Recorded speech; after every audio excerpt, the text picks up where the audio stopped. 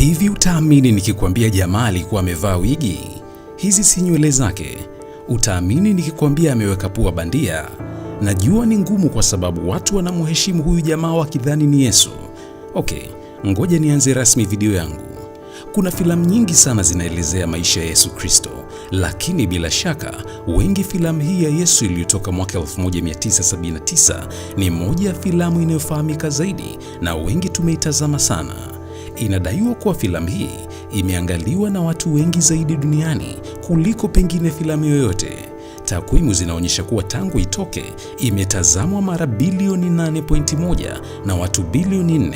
Hii ina maana kwamba nusu ya watu ulimwenguni kote wamewahi kuitazama filamu hii, na wengine wakiirudia zaidi ya mara moja. Ukiachana na kutazamwa, hii ndiyo filamu iliyovunja rekodi kwa kutafsiriwa katika lugha nyingi zaidi ulimwenguni, kuanzia lugha za taifa mpaka lugha za makabila. Sasa wengi tunafahamu kuhusu filamu hii, lakini hatufahamu kuhusu waigizaji waliocheza filamu hii. Ndiyo maana kuna watu wengi ulimwenguni wanaamini huyu bwana aliyecheza kama Yesu ndiyo Yesu mwenyewe. Wanatumia picha zake katika ibada na mambo muhimu. Sasa leo tutapata kufahamu historia ya baadhi ya wahusika walio katika filamu hii. Leo sitaki kukuchosha, wewe bonyeza tu like inatosha. Mimi naitwa Justin Shedi. Sasa twende kazi. Namba 1, Brian Deacon. Brian Deacon ameigiza kama Yesu katika filamu hii. Nyota huyu alizaliwa mnamo Februari 13 mwaka 1949 huko Oxford, Uingereza. Alisoma katika chuo cha uigizaji cha Oxford Youth Theatre na baada ya hapo akaanza kazi zake za sanaa. Kabla ya kuchaguliwa katika nafasi hii, Brian alikuwa na uzoefu mkubwa katika uigizaji, hasa kwenye maonyesho ya uigizaji wa jukwani na televisheni za Uingereza. Baada ya waigizaji zaidi ya 900 kujaribiwa na mwongozaji wa filamu aitwaye John Heyman, Brian alionekana kufaa kucheza nafasi ya Yesu, lakini kulikuwa na mabadiliko.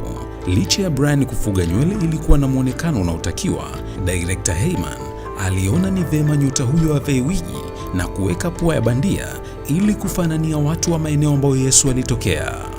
Wakati wanaigiza filamu hiyo, Brian alikuwa makini sana kusoma vifungu mbalimbali vya Biblia katika tafsiri za lugha mbalimbali ili kuweza kuhakikisha haendi kinyume na Biblia.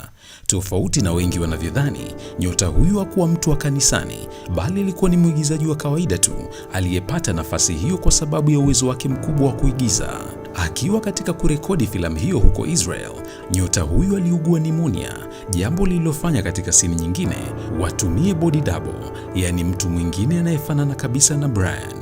Baada ya filamu ya Yesu, Brian aliendelea na kazi zake kama kawaida, akiigiza katika filamu kama The Triple Echo na Clash of Loyalties iliyotoka mwaka 1983.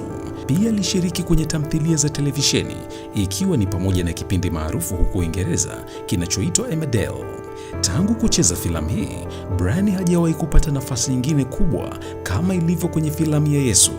Mpaka leo, Brian anaendelea kuhusishwa sana na filamu hii ambayo imeacha alama kubwa kwenye maisha yake, na watu wengi ulimwenguni wanamtambua zaidi kupitia filamu hii kuliko filamu nyingine yoyote aliyowahi kucheza. Siku hizi Brian Deacon hajihusishi sana na kuigiza, lakini mara kwa mara amekuwa akishiriki kwenye mahojiano na mijadala kuhusu uzoefu wake wakati wa kurekodi filamu ya Yesu. Nyota huyu alifunga ndoa yake ya kwanza mwaka 77 na mwigizaji aitwaye Rula Lenski, na wakapata mtoto mmoja wa kike kabla ya ndoa yao kuvunjika mwaka 1987. Kisha nyota huyu akamuoa mwigizaji mwingine wa Kifaransa aitwaye Natalie mnamo mwaka 1998. Namba 2, Rivka Newman. Rivka alicheza nafasi ya Maria ambaye ni mama wa Yesu. Huyu ni mwigizaji mwenye kipaji kutoka Israel, japokuwa hakupata umaarufu sana kupitia uigizaji wake na watu wengi hawaikumbuki vizuri sura yake kama ilivyo kwa Brian. Ukweli ni kwamba alicheza nafasi muhimu sana katika historia ya Yesu. Nyota huyu alizaliwa tarehe 12 Mei mwaka 1956. Alianza kuigiza akiwa na miaka 15 tu. Kabla ya filamu ya Yesu, Rivka alijulikana kwa kazi yake katika tamthilia na sinema za Israel, lakini kuonekana kwake katika filamu ya Yesu kulimfanya akafahamika kimataifa zaidi.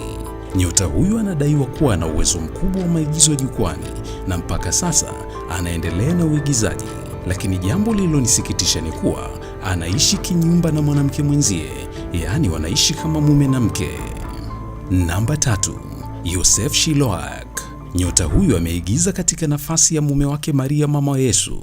Yosefu alikuwa mwigizaji maarufu katika sinema za Israel. Alijulikana kwa uhodari wake wa kuigiza. Alizaliwa mnamo Julai 9 mwaka 1941 huko Kurdistan, Iraq, na familia yao ilihamia Israel akiwa bado mdogo sana. Yosefu alianza kuigiza miaka 1960 na alikuwa maarufu kwa kazi yake. Zaidi ya filamu ya Yesu, Yosefu alikuwa mwigizaji maarufu katika filamu za Israel, hasa zile za vichekesho. Kazi zake mashuhuri ni kama vile Salah Shabbat iliyotoka mwaka 1964 na The Policeman ya mwaka 1971. Kwa bahati mbaya, Yosef Shiloach alifariki dunia mnamo tarehe 3 Januari mwaka 2011 baada ya kupambana na saratani kwa muda mrefu. Hata hivyo, kazi zake bado zinaendelea kujulikana. Namba 4, Eli Danker. Kati ya waigizaji wote katika filamu ya Yesu, huyu aliwachukiza wengi, na hii ni kwa sababu ya uhusika wake kama Yuda Iskarioti aliyemsaliti Yesu. Huyu ni mwigizaji kutoka Israel aliyezaliwa mnamo Oktoba 12 mwaka 1948 na alianza safari yake ya kuigiza katika tamthilia za vichekesho. Nafasi yake kama Yuda Iskarioti ilimpa umaarufu zaidi na ilihitaji uwezo wake wa kuonyesha hisia, na hii ni kwa sababu Yuda katika filamu hii ni moja kati ya wahusika muhimu katika maisha ya Yesu. Baada ya filamu ya Yesu, aliendelea kushiriki katika filamu maarufu kama vile Delta Force ya mwaka 1986 akiwa na Chuck Norris, pamoja na The Beast iliyotoka mwaka 1988. Pia alifanya kazi katika televisheni ya Marekani. Eli Danker bado anaendelea na kazi yake ya uigizaji, akivutia watazamaji kupitia uhodari wake. Kutokana na filamu hii kurekodiwa miaka mingi iliyopita, hakuna taarifa nyingi kuhusu waigizaji wake, lakini wakati wanarekodi, inaelezwa kuna baadhi ya wahusika waliamua kumwamini Yesu baada ya kuvutiwa na historia ya maisha yake. Filamu hii imedaiwa kusababisha mamilioni ya watu ulimwenguni kote kuanza kumfuata Yesu, na mpaka hii leo bado inaendelea kutazamwa, hasa wakati wa mwisho wa mwaka. Asante kwa kutazama video hii. Niandikie kwenye sehemu ya comment. Je, unakumbuka nini wakati mara ya kwanza unaitazama filamu hii? Mimi naitwa Justin Shedi na kutakia wakati mwema, na tukutane tena kwenye video nyingine.